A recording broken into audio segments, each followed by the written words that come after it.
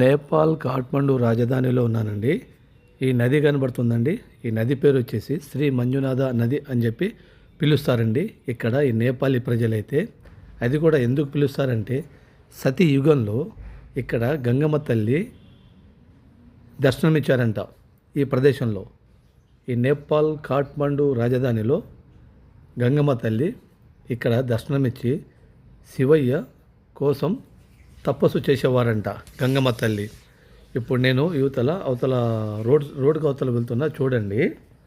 ఈ ప్రదేశం పేరు వచ్చేసి శ్రీ మంజునాథ అని పిలుస్తారండి. ఇక్కడ ప్రజలైతే చాలా పవిత్రంగా భావిస్తారు. ఇక్కడ ఈ నదికి ఇక్కడ కొండ రెండు ముక్కలుగా కనబడుతుందండి. ఈ కొండ అవతల అంటే కొండ కలిసి ఉండేది అనమాట. ఒకే కొండ ఉండేది, కలిసి ఉండేది. అయితే అవతల సైడ్ ఈ కొండ అవతల సైడు గంగమ్మ తల్లి తపస్సు చేసేవారంట అవతల కొండ అవతల. అయితే నీటితో మొత్తం నిండిపోతుందని చెప్పేసి శివయ్య తండ్రికి తెలియగానే శివయ్య తండ్రి ప్రత్యక్షమయ్యి వజ్ర ఖడ్గంతో ఈ కొండను రెండు ముక్కలుగా చీల్చాడు. వజ్ర ఖడ్గంతో రెండు ముక్కలుగా చీల్చేసరికి అవతల ఉన్న నీరు, ఈ కొండ అవతల ఉన్న నీరు అంటే ఈ ప్రదేశం మొత్తం నీటితో నిండిపోతుందంట. అయితే నీటిలో గంగమ్మ తల్లి మునిగిపోతుందని చెప్పేసి శివయ్య తండ్రి రెండు ముక్కలుగా చీల్చేసరికి అవతల ఉన్న నీరు యువతలకు వచ్చేసాయి. ఎందుకంటే గంగమ్మ తల్లి మునిగిపోకూడదు కదా. మరి గంగమ్మ తల్లి మునిగిపోతే లోకం ఉండదు కదండి. ఏ ప్రాణి ఏ జీవి అనేది ఉండదు కదా. అది ఎప్పుడండి, ఏ కాలంలో? సతీయుగంలో. ఎందుకంటే అప్పట్లో సతీయుగం అంటే అందరూ దేవతలే కదా. అప్పుడు మనుషులు పుట్టలేదు, ఏ జీవి లేదు. మరి జీవరాశులు అవి ఉన్నాయో నాకు తెలియదు. ఎందుకంటే అప్పట్లో దేవతలే ఏలేటోళ్ళు కాబట్టి, దేవతల కాలం కాబట్టి ఇక అమ్మవారు అంతా ఈ కొండ ప్రాంతం ఏరియా కదా. అమ్మవారు తపస్సు చేస్తుంటే ఆ తపస్సుకు భంగం కలుగుతుంది, అమ్మవారు మునిగిపోతారని చెప్పేసి శివయ్య తండ్రి ఎప్పుడైతే ఆ కొండను రెండు ముక్కలుగా చీల్చాడో అప్పుడు అమ్మవారు ప్రశాంతంగా తపస్సు చేసుకున్నారన్నమాట. ఆ తపస్సు ఎవరి కోసం? శివయ్య కోసం. ఇప్పుడు ఏ దేవతలు తపస్సు చేసినా కూడా లోక కళ్యాణం కోసమే కదండి, లోకం బాగుండాలనే కదా. ఇక అక్కడి నుంచి అండి ఈ ప్రదేశానికి శ్రీ మంజునాథ అని పిలువబడుతుందన్నమాట.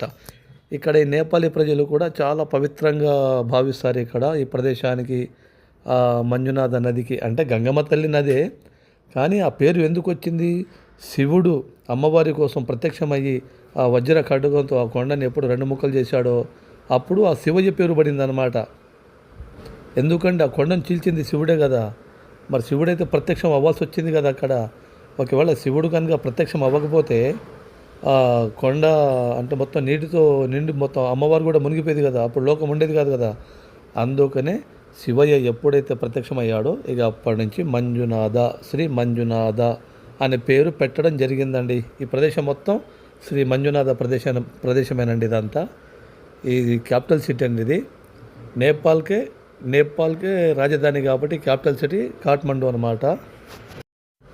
అలాగే ఇక్కడండి ఈ నేపాల్ కాఠ్మండులోనే ఎక్కువ శాతం అయితే తీర్ గంగా, ఎందుకంటే గంగమ్మ తల్లి పేరు మీదనే తీర్ గంగా అనే పేరు కూడా ఉందండి. ఎక్కడ? పశుపతినాథ్ టెంపుల్ దగ్గర.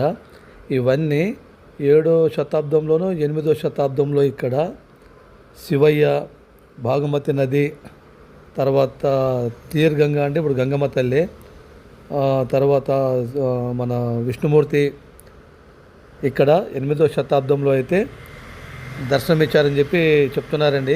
ఇక్కడ ఈ నేపాలీ కాఠ్మండు ప్రజలకు చాలామందికి నేను అడిగి తెలుసుకున్నాను. 8వ శతాబ్దంలో సతయుగం అంటే 8వ శతాబ్దంలో వచ్చిందనమాట సతయుగం అనేది. మరి అది ఎంతవరకు నిజమో కాదో నాకైతే తెలియదండి. నేను అడిగాను కాబట్టి వాళ్ళు చెప్పారు ఈ విధంగా. 8వ శతాబ్దంలో ఇక్కడ శివుడు దర్శనం ఇవ్వడం జరిగింది, గంగమ్మ తల్లి దర్శనం ఇవ్వడం జరిగింది, తర్వాత భాగమతి నది దర్శనం ఇవ్వడం జరిగింది. తర్వాత శివుడు ఇక్కడ ఈ పశుపతినాథ్ అని పేరు ఎందుకు వచ్చిందంటే ఇక్కడ గౌశాలని అంటే పశుపతి అంటే పశువు అంటే ఆవులు, పతి అంటే శివుడు అంటే పశుపతినాథ్ అంటే దేవుడు అనమాట. అంటే పశుపతినాథ్లో శివుడు 8వ శతాబ్దంలో దర్శనమిచ్చి ఆవుల్ని మేపేవాడంట 8వ శతాబ్దంలో. అప్పట్లో ఎవరు అయితేనండి ఇక్కడ శివుడు ప్రత్యక్షమయ్యి పశువుల్ని మేపేవాడు అన్నమాట ఇక్కడ. అందుకనే ఈ కాఠ్మండూలో పశుపతినాథ్ ఇక్కడ, అందుకనే అక్కడ మన స్వామివారి గుడి నిర్మించడం జరిగింది. అక్కడ రాజులు స్వామివారి గుడి నిర్మించడం జరిగింది. తర్వాత అక్కడ పేరు కూడా గౌశాల అనే పేరు కూడా పెట్టడం జరిగిందండి. కానీ ఇక్కడ చూసుకుంటేనండి నేపాల్లో అసలు ఎంత అద్భుతమైన హిస్టరీ ఉందంటే చాలా గొప్ప హిస్టరీలు ఉన్నాయండి. ఇక్కడ చాలా చాలా గొప్ప గొప్ప హిస్టరీలు అయితే ఉన్నాయి. అసలు ఇక్కడ వింటుంటే మతిపోతుందన్నమాట, అంత గొప్పగా ఉందన్నమాట. కానీ ఇక్కడ చాలామందికి ఇక్కడ పశుపతినాథ్ గురించి అయితే చాలా వరకు అయితే ఎవరికి తెలియదండి. ఎవరిని అడిగినా కూడా, ఎంత పెద్దవాళ్ళని అడిగినా కూడా సరిగా చెప్పలేకపోతారు. వాళ్ళకి కూడా సరిగా తెలియదు ఇక్కడ. ఎందుకంటే ఇప్పుడు మనం హిందూ దేవాలయం కదా, ఎక్కువ శాతం మనం పూజిస్తాం. ఇండియాలో చాలా వరకు చాలామంది తెలిసి ఉంటాయి అన్నమాట. పూజారులకు, అయ్యగారులకు, పెద్దవాళ్లకు, పాతకాలపు పెద్ద మనుషులకు తెలిసి ఉంటుంది కాబట్టి వాళ్ళు చెప్పగలరు. కానీ నేపాల్లో ఈ ప్రజలకైతే ఏం తెలియదండి. ఇంకోటి ఇక్కడ విచిత్రం ఏంటంటే, ఏ టెంపుల్కి వెళ్ళినా, ఏ దేవతల టెంపుల్కి వెళ్ళినా ఇక్కడ చెప్పులు వేసుకొని వెళ్తున్నారండి. అది నాకు బాగా అనిపించలేదు. అసలు చాలా తప్పు అనిపించింది నాకైతే. అసలు అదైతే కరెక్ట్ కాదు. చెప్పులు వేసుకొని దండం పెట్టడం ఏంటండి. ఇక్కడ మళ్ళీ చెప్పులు వేసుకొని లోపల గుళ్ళోకి వెళ్తారు. అడ్డగోలుగా చాలా గలీజ్ చేస్తున్నారండి. అదొక్కటి నచ్చలేదండి నాకు. కానీ దేవతలను పూజించడం అంటే అది కరెక్ట్ కాదు కదా. పూజిస్తే చెప్పులు తీసేయాలి, మంచిగా పద్ధతిగా వెళ్ళి పూజించాలి, దర్శనం చేసుకోవాలి, దర్శించుకోవాలి. చెప్పులు వేసుకొని పోవటం ఏంటండి. అది నాకు ఒక్కటి బాగా అనిపించాలి, అది ఒక్కటి నచ్చలేదండి. కానీ ఇక్కడ మాత్రం ప్రజలైతే చాలా కష్టం జీవించడం, వాళ్ళు జీవనాధారం చాలా కష్టం అన్నమాట.